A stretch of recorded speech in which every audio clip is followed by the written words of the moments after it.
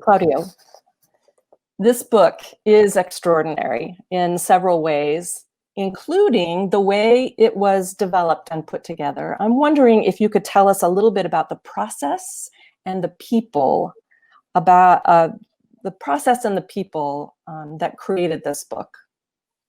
So this book, in fact, what I like about this is that I helped put it together, but we have 100 authors of this book, which was about 25 to 30 people, more than 100, 25 to 30 people from 4 continents that we gathered.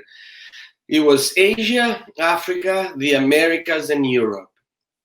And the reason was for us to go to communities that were suffering and going through various kinds of pain, of violence, of hunger, of abandonment, and to listen to their voices. So what we did was to go to the Philippines, to Manila in Philippines, to go to Johannesburg in South Africa, to go to Kingston in Jamaica, and go to a small town in Italy, Chicli, where the refugees come from Africa. And so what we did was to gather together, and like in every place, like Asia, we had about 13 countries represented, or 15 countries represented. In Africa, about the same. America's about the same, 10 to 12 countries, about 7 or 8 countries from Europe.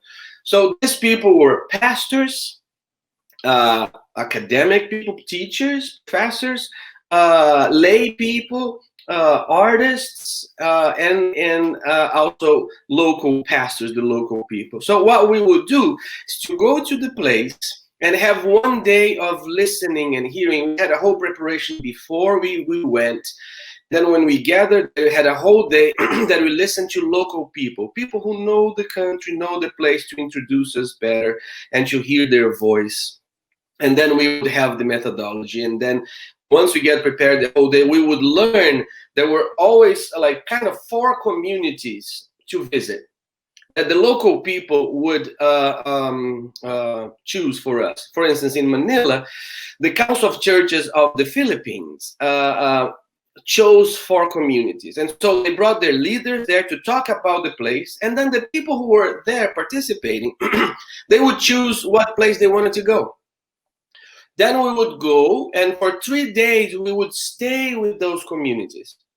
And our work there was to listen and participate with them in their meals, in their homes, in their worship services, walk around the streets, eat their food, just listening.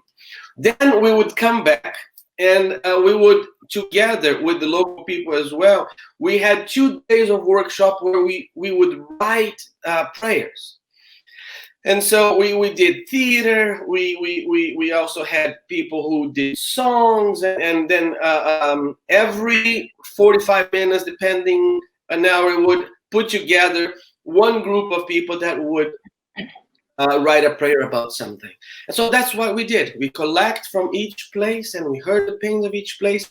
And this book is the collection of this prayer done with these people on the ground.